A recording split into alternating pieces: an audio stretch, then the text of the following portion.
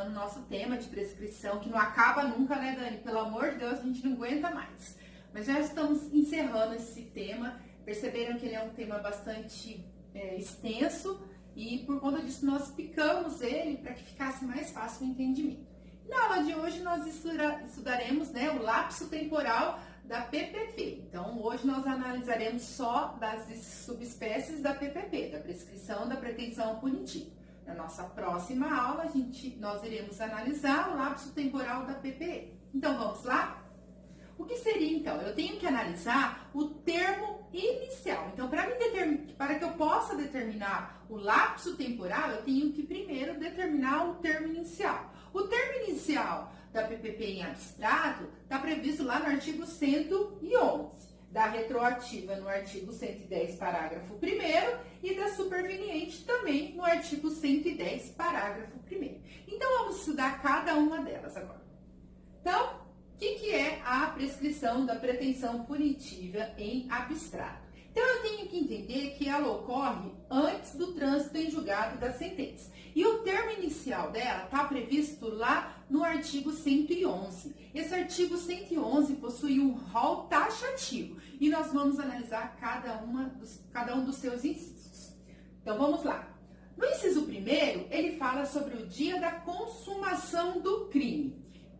Olha só que interessante, a prescrição, ela não adotou a regra geral do Código Penal. Por quê, Dani? Porque o artigo 4º fala para mim que leva, para considerar o tempo do crime, ele leva em consideração o momento da ação ou omissão, ainda que outro seja o resultado. Ou seja, o resultado significa que é a consumação. Mas a prescrição não, a prescrição adotou o dia da consumação do crime. Então, eu vou levar em conta, vai ser o termo inicial, o dia da consumação do crime. Dani, não entendi. Por exemplo, uma pessoa tentou matar outra, certo? E a pessoa ficou 3 meses no hospital e só depois disso morreu. Para o direito penal, no sentido de determinar o tempo do crime, eu vou utilizar o dia que ele tentou, né, que ele fez a ação, certo? Que ele realizou a ação de tentar matar aquela pessoa. Ele só consumou a sua vontade 3 meses depois. Para analisar o termo inicial da prescrição, eu vou analisar esses 3 meses depois, certo? Por quê? Porque ele leva em consideração o dia da consumação do crime e não o dia da ação ou omissão. O próximo inciso, o inciso 2º, trata dos crimes tentados. Por que dos crimes tentados? Porque eu preciso analisar o quê? Não tem consumação, então eu não posso utilizar o inciso anterior, se ficar só na esfera da tentativa. Então, como que ele faz? Ele fala que é o dia do último ato da tentativa, certo? Então, na onde ele realizou o último ato da sua tentativa, vai ser o dia que eu conto, então, como termo inicial da PPP em abstrato. E os crimes permanentes? O que são crimes permanentes? Nós sabemos que crimes permanentes são aqueles que se prolongam no tempo, certo? Então, fala o quê? O dia que cessou a permanência. Como assim, Dani? Vamos analisar, então, nesse exemplo, para ficar bem facinho para você entender, ó. Imagine uma jovem que foi sequestrada aos 12 anos e só foi achada aos 40, certo? Eu estou diante de um crime permanente. Por quê? Porque ele se prolonga no tempo. O que aconteceria? Vamos analisar lá o crime de sequestro. O artigo 148, parágrafo 1º, inciso 4, diz que a pena vai ser de 2 a 5 anos. Então, a pena máxima em abstrato é 5 anos, de acordo com a nossa tabelinha do artigo 109, o prazo prescricional seria em 12 anos, certo? Se eu levasse em conta o dia da consumação, que foi o dia que ele sequestrou ela estaria com 12 anos, certo? E ela foi achada só aos 40. Eu tenho aí 28 anos se passaram. Se eu levasse em conta o dia que ela foi sequestrada e não o dia, certo, que cessou a permanência, esse crime já estaria prescrito. Não seria injusto o crime prescrito? Por conta disso, vai levar em conta o quê? O dia em que cessou a permanência. Ou seja, neste caso, partindo de quando ela fez os 40 anos, que foi quando ela fez os 40, quando ela tinha 40 anos, que ela foi achada. Então, só a partir daí, quando cessou a permanência, certo? Vai começar a contar o prazo prescricional. Aí vai ser o termo inicial da PPP em abstrato. O próximo inciso fala sobre o crime de bigamia ou falsificação ou alteração do registro civil, previsto lá no inciso 4º. Então, qual é o termo inicial? Deixa aqui. O dia em que o fato se tornou conhecido pela autoridade, certo? Então, pense aí, a pessoa foi lá e casou, já era casada, casou de novo, mas ninguém ficou sabendo. Algum tempo depois, alguma autoridade conheceu esse estado dela estar já casada e ter, né, contraído outro casamento. Então, o que acontece aí que vai levar em conta o dia em que a autoridade tomou conhecimento. Esse é o termo inicial, certo? Porque vamos pensar que nesse rolo todo passou aí 10 anos, certo? Provavelmente o crime de bigamia já teria prescrito. Por quê? Porque ele é um crime com uma pena pequena, certo? Então, notem que o legislador colocou esses termos iniciais para quê? Para que não houvesse a prescrição. Porque são condições mais difíceis de acontecer. É o mesmo caso que ocorre no inciso 5. Olha o que fala. Nos crimes contra a dignidade sexual de criança e adolescente. Vai ser qual é o termo inicial? O dia em que a vítima completar 18 anos, salvo se já houver sido proposta a ação. Por que isso? Pensa numa criança, certo? Que está sendo estuprada.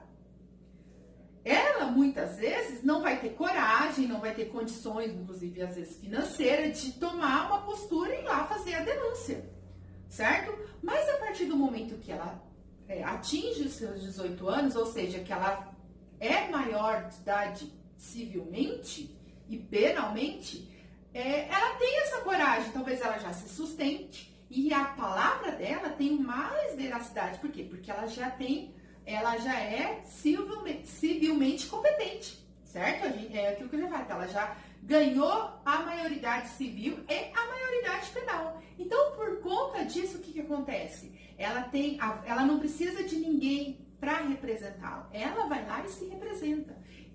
Por que esse salvo? Vamos dizer que ela não precisou disso, ela não precisou chegar aos 18 anos. Algum parente seu foi lá e fez a denúncia e confirmou que ela estava sendo estuprada. Então, eu não preciso ela completar os 18 anos para iniciar o termo inicial. Vai contar no dia que alguém, né, alguma autoridade já ficou sabendo e a partir daí começa a contar então o prazo prescricional. Isso então é o termo inicial da PPP em abstrato. Agora nós vamos analisar o termo inicial da PPP retroativa, prevista lá no parágrafo 1º do artigo 110. Olha o que fala. A prescrição, depois da sentença condenatória com trânsito em julgado para acusação ou depois de improvido o seu recurso, regula-se pela plena aplicada, não podendo, em nenhuma hipótese, ter o termo inicial da data anterior à da denúncia ou queixa. Olha só, aqui nós temos vários detalhes que eu tenho que prestar atenção. Primeira coisa, eu vou ter uma sentença condenatória com trânsito em julgado para a acusação, para a acusação. Ou, se a acusação, certo, interpôs algum recurso, por exemplo, um recurso de apelação, o seu recurso foi improvido. E aí, como ele foi improvido, ou seja, não foi provido, também eu vou fazer o quê? Eu vou regular ela pela quê? Pela plena aplicada. Por que ela pela pena aplicada, desculpa, e não pela pena máxima em abstrato? Porque quando, certo, transita em julgado para acusação, ocorre o que nós chamamos, a pena fica estável, certo? E de acordo com o artigo 610 do Código de Processo Penal, quando houver recurso apenas da defesa, a pena não pode ficar mais grave. Ou seja, aqui nós temos um princípio que chama non reformatio impejus. Ou seja, o tribunal não pode reformar essa sentença deixando ela mais agravada, certo? O que eu tenho que analisar? Outro detalhe, o termo inicial. O termo inicial sempre será, olha só, eu estou falando sempre. Vocês sabem que falar sempre em direito penal é raríssimo. Então, anotem aí. Sempre será o recebimento da denúncia ou queixa. E isso daqui, gente, não cai. Mas despenque em concurso, porque é a pegadinha daquelas que vocês sabem que a gente, como professor, adora dar para vocês, certo? Por quê? E o concurso, então, ama. Porque muitas vezes eu vou utilizar a pena aplicada, certo? Que várias vezes não é a máxima em abstrato, então vai ficar a prescrição num prazo menor. E aí, nesse prazo, muitas vezes, entre o dia da consumação e o recebimento da denúncia ou queixa, ocorreria a prescrição. Contudo, de acordo com o parágrafo 1º do artigo 110, eu não posso analisar ela. Por quê? Porque aqui deixa expressamente previsto que o termo inicial vai ser sempre o quê? A data do recebimento da denúncia ou queixa. Então, prestem atenção, isso é um detalhe muito importante. E qual é o prazo final? Aqui eu também tenho o prazo final. Qual que é? A sentença penal condenatória e transitada em julgado para a acusação. Por quê? Por que eu sei? Porque o próprio artigo fala isso, que transitou em julgado para a acusação ou improvido o seu recurso. Uma das duas datas, certo? Vai ser o termo final. Então, isso é a PPP retroativa. A nossa próxima é a PPP superveniente ou intercorrente, tá? Ela está prevista também no parágrafo 1º do artigo 110. Dani, mas eu vi que você não mudou nada. A única diferença aqui é o quê? É o termo inicial e o termo final. Por quê? Porque essa é a modalidade em que há, como nós já vimos, uma sentença condenatória, mas ela ainda não transitou em julgado, certo? Para a defesa, ela só transitou em julgado para a acusação, certo? Então, o que acontece? Ainda cabe um recurso, certo? E dentro desse recurso, pode haver outra. A gente viu na aula passada que existem várias causas interruptivas, certo? A sentença ou acórdão recorríveis, condenatórios recorríveis, são o quê? São causas que interrompem a prescrição. Então, nelas eu posso analisar, certo? Então, o que diferencia a retroativa da superveniente? É o termo inicial e o termo final. Dani, como assim? Não tô entendendo. Vamos no próximo slide, você vai entender e vai ficar bem facinho. Olha só, vamos pensar na seguinte situação. Tá, um dia X, o agente foi, cometeu o crime se consumou, tá? No dia próximo, houve, depois de um período, a gente vê aqui a linha do tempo, houve o recebimento da denúncia ou queixa, tá? E aí, depois eu tenho a sentença penal condenatória, o nosso SPC, tá? Transitado em julgado para a acusação. Pronto, achei o marco. Por quê? Porque a sentença penal condenatória transitada em julgado para a acusação é o meu marco. Eu já sei que daqui eu vou usar o quê? A pena que o juiz sentenciou, porque já houve trânsito em julgado para acusação. Essa pena ficou estável. Por que ela ficou estável? Porque, de acordo com o artigo 617 do Código de Processo Penal, essa pena não pode ficar mais grave, certo?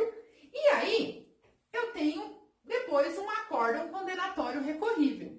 Olha só que interessante. E é isso que, para ficar bem fácil para vocês.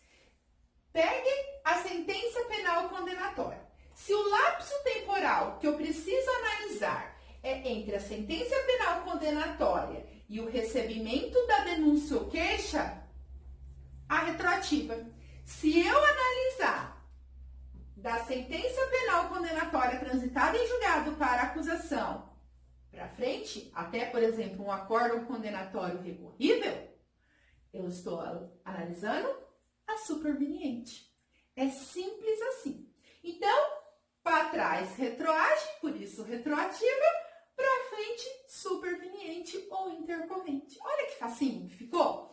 Por que você colocou aqui, Dani, essa análise aqui da PPP em abstrato?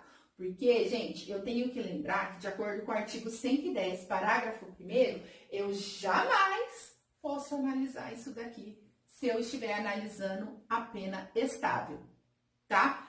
Nesse lapso temporal entre o dia da consumação e o recebimento da denúncia ou queixa, eu só posso fazer a análise da pena máxima em abstrato. Então, eu pego a pena máxima em abstrato, vou na minha tabelinha do 109, olho lá qual é o prazo prescricional e analiso nesse lapso temporal. E é isso aí, certo, pessoal? Essa é a nossa aula de hoje.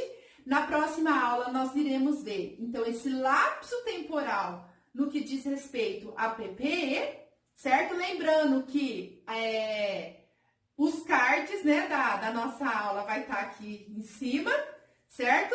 E da playlist de prescrição.